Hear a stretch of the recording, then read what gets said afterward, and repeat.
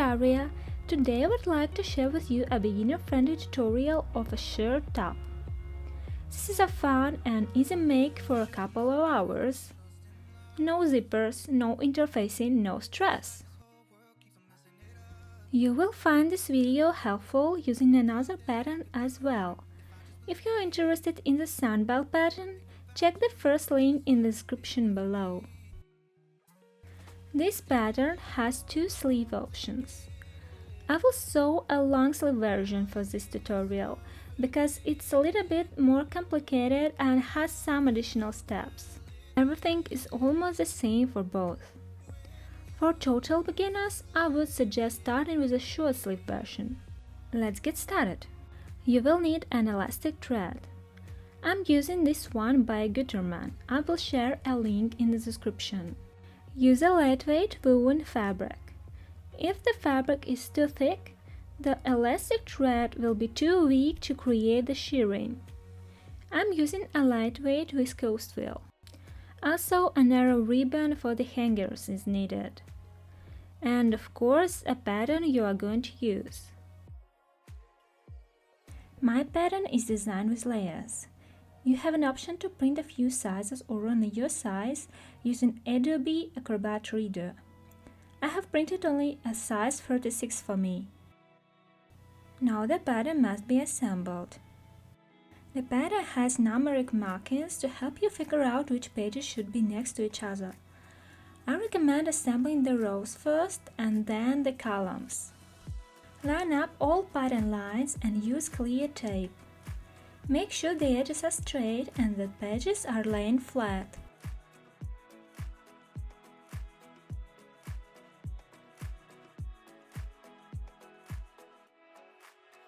Make note on the front piece bottom line options.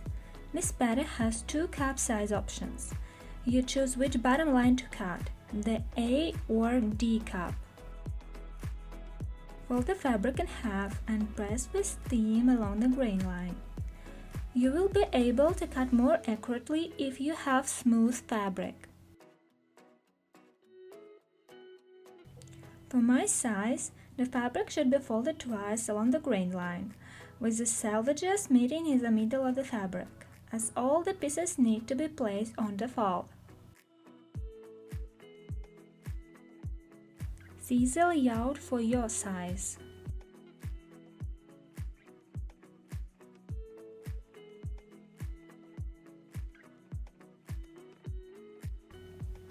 I'm marking which are the front and the back piece.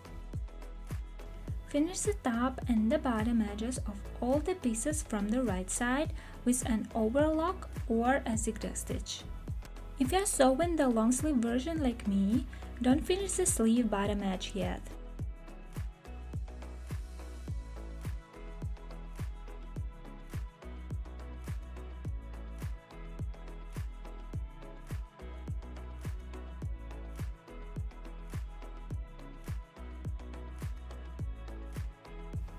Fold all the top and bottom edges for 4 cm and press.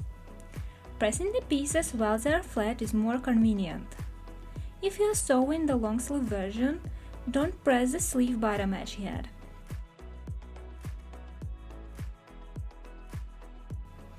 I'm measuring the fold with the ruler.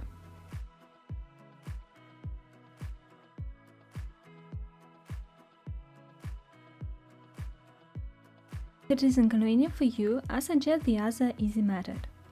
Mark the double fold measurement, here it is 8 cm, and then just put the edge next to this line and press.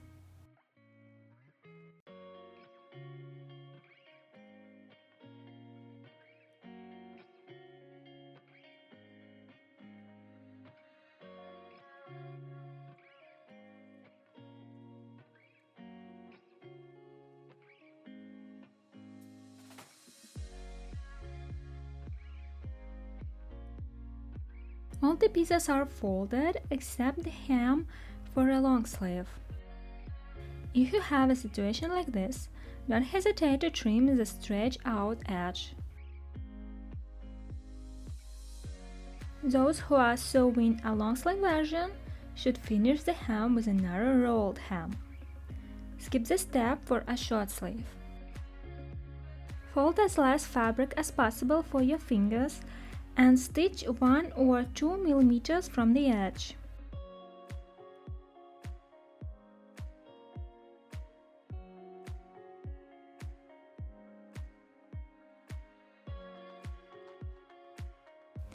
I use the inner edge of my sewing foot to navigate the fabric for 1 mm stitch.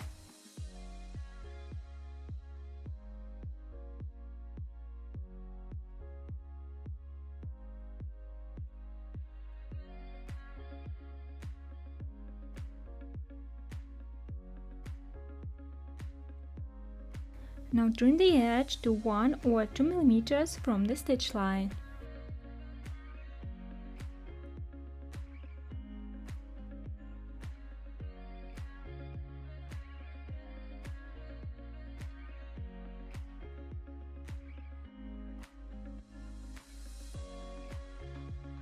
Fold it one more time and try to stitch in the previous stitch line or a little bit above it.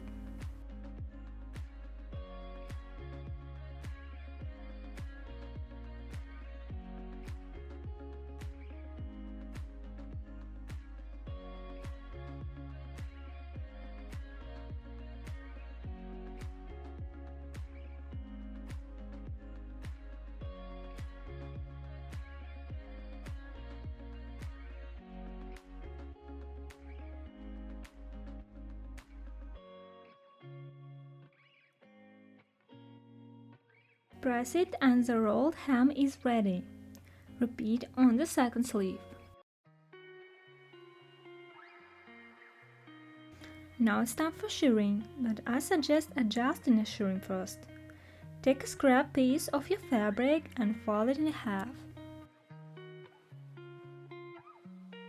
Make 2 vertical chalk marks on it, 15 cm apart.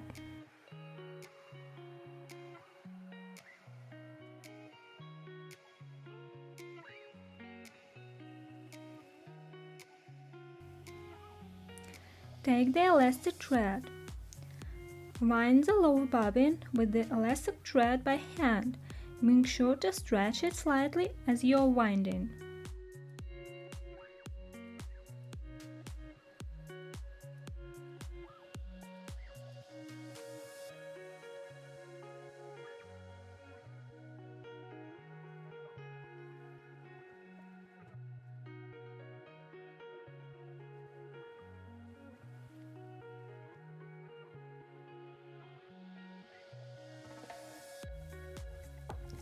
Place the lower bobbin in the sewing machine. Change the stitch length to 4 mm and set the thread tension to normal. Use a regular sewing thread for the upper thread.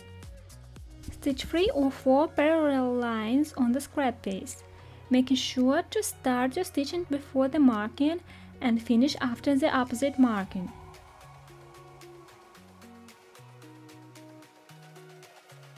Leave a tail cutting the bobbin thread when finished the stitch. Depending on your fabric and sewing machine, you may need to take some adjustments after the test. A longer stitch length creates more shirring, while the shorter stitch length creates less. If your sewing machine creates too much tension on the lower bobbin, try winding the bobbin without stretching the thread. Conversely, to lower the bobbin tension, turn the screw on the bobbin case to the right. Make sure your elastic is not too thin. A thinner thread creates less shirring. Measure the new distance between the markings. The shirring ratio for this pattern is at least 1.4, so the distance between the markings should be approximately 10 cm. Once you have determined the correct settings for your fabric and machine, create the shirring on the sleeve first. For the short sleeve, stitch 3 cm from the pre-pressed fold along the sleeve bottom edge, working from the right side of the fabric.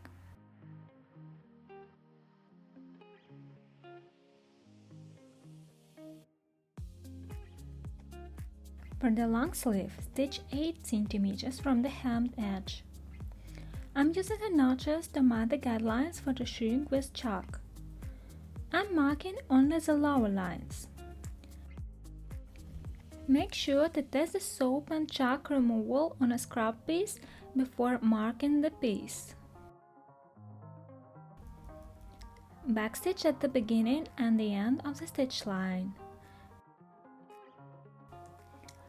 For a short sleeve, make 3 more stitch lines parallel to the first one, working towards the bottom edge. If you are sewing the long sleeve version like me, 6 more lines should be stitched further from the bottom edge to create a ruffled cuff.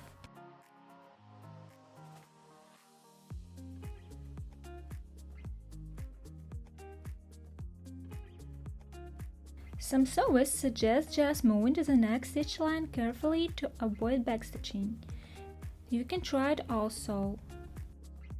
The distance between the shirring stitch lines on both versions should be 6 mm. I recommend navigating by the sewing foot edge for keeping this distance. Repeat the shirring on the second sleeve.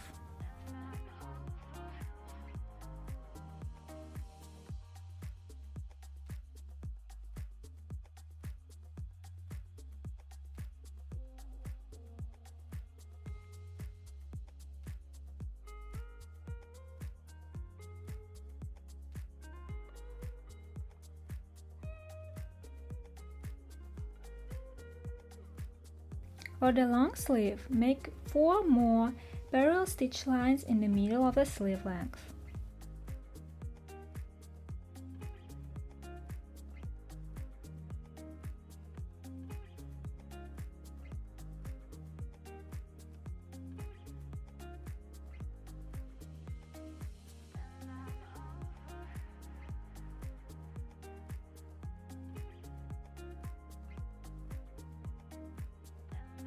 Fold the sleeve in half with the right side inside and pin the sleeve seam. The shirring stitch line should match.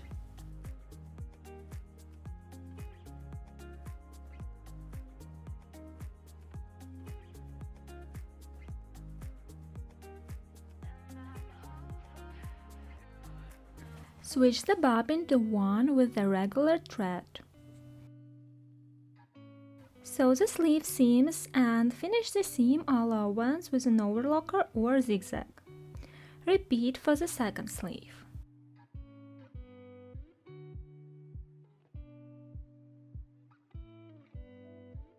Press the seams towards the back on both sleeves.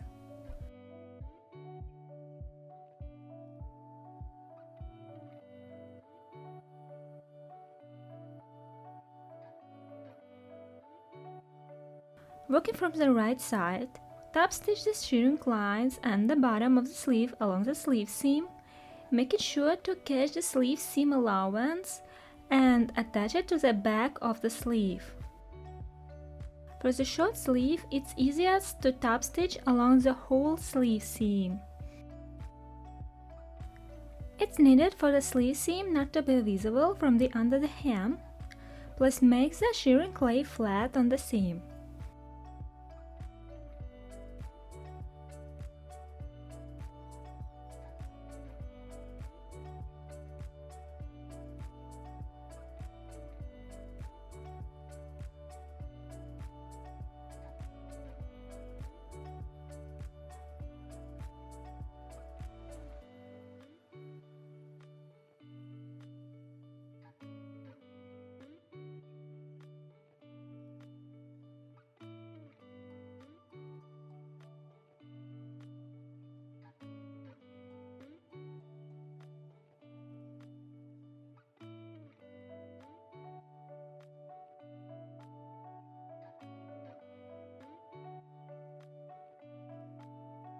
Let's switch to the bodice.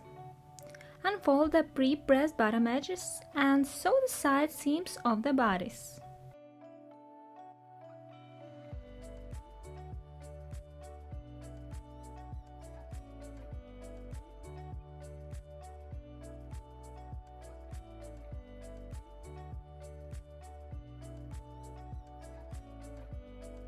Finish the seam allowance with an overlocker or a zigzag, working from the front. Press the side seams towards the back.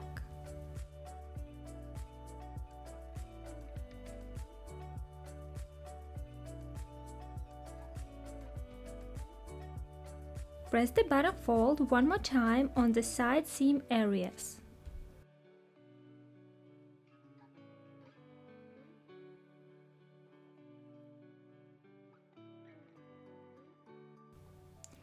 To attach the sleeve, unfold the pre-pressed top edges of the bodice and sleeve pieces and pin the underarm seam together, matching the top edges.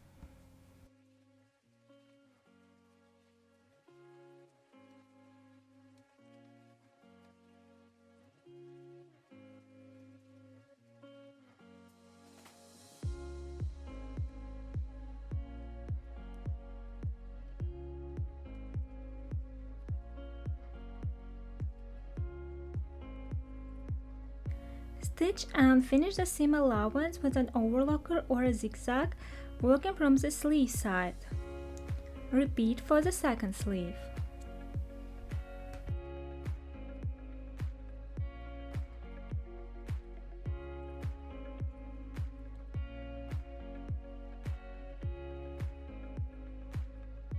Press the top of the sleeve seam towards the bodice at the front and back neckline.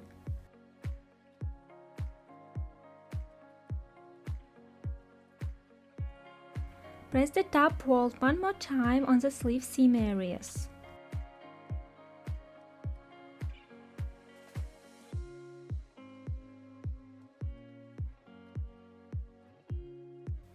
Chain the lower bobbin to one with an elastic thread and switch to the longest stitch length. Fold the bottom edge of the bodice back to the inside as it was pre-pressed. Working from the right side, stitch 3 cm from the edge along the bottom fold. I find 3 cm by the mark on my sewing machine. If you don't have it, stick on any sticker or mark a guideline on the garment with a chalk. You can start next to the either side seam. Pin some pins if you are not sure if the fold will stay in place.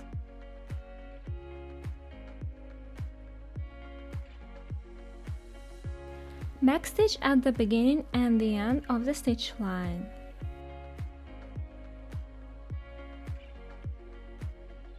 Make 3 more stitch lines parallel to the first one, working towards the bottom edge. The distance between the shirring stitch lines should be 6 mm.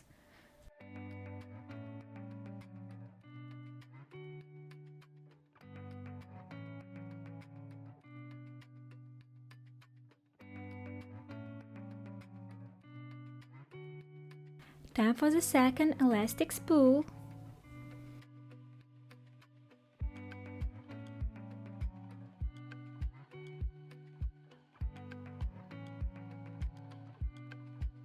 I have 1.2 cm wide frill. Fold the top edge back to the inside as it was pre-pressed. Work from the right side and start next to any seam on the back. Make 3 cm from the edge along the top fold. Make 3 more stitch lines parallel to the first one, working towards the top edge.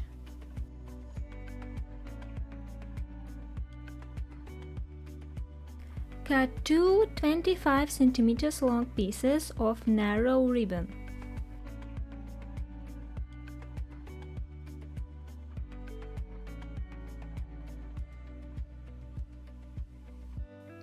Fold them in half and heat seal 2 ends together.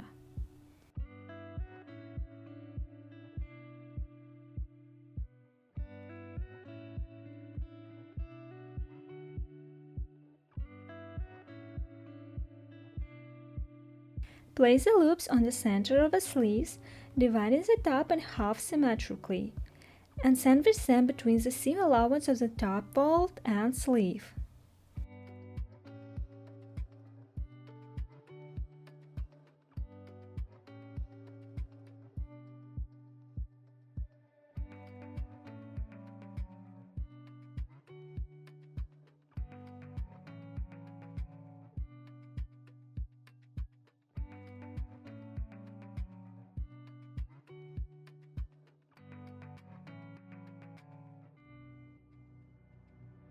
Attach with a regular thread, using it as short stitch length.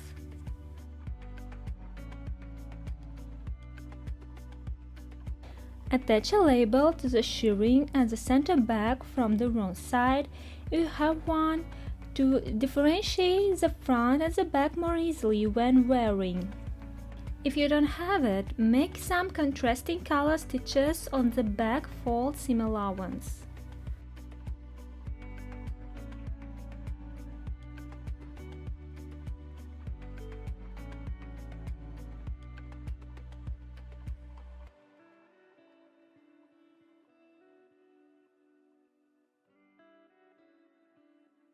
If you're sewing the short sleeve version, you're done. But for the long sleeve version, we should add some sleeve cuff ties, which are completely optional. Cut 2 cuff tie pieces along the selvage or crosswise. I'm marking 4 centimeters. The length of the tie will be approximately 80 centimeters. Fold the edges of the cuff ties over 1 centimeter and press.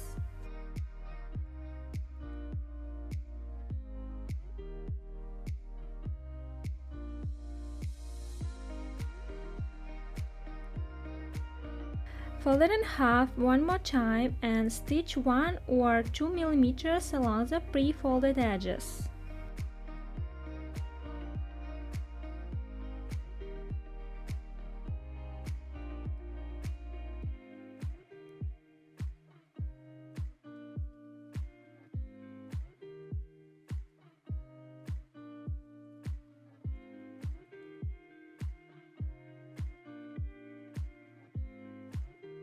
Press the whole tie. Fold the ends twice and stitch to finish them.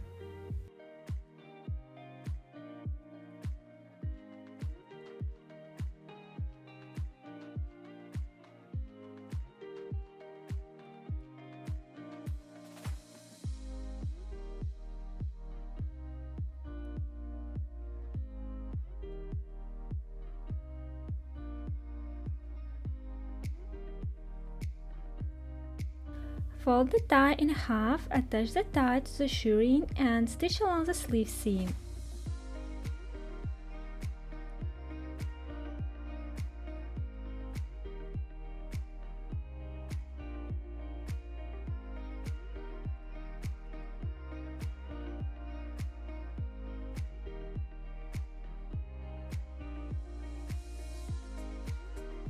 Repeat for the second long sleeve.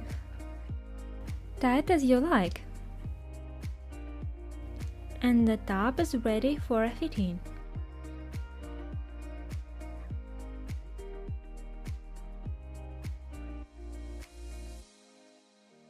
The shoulders shouldn't be too tight. If they're tight, the top could jump up as you're moving your arms, which is not comfortable. I would love if you take photo of your finished top and post it to Instagram with the hashtag SunBellTop. Thank you for watching.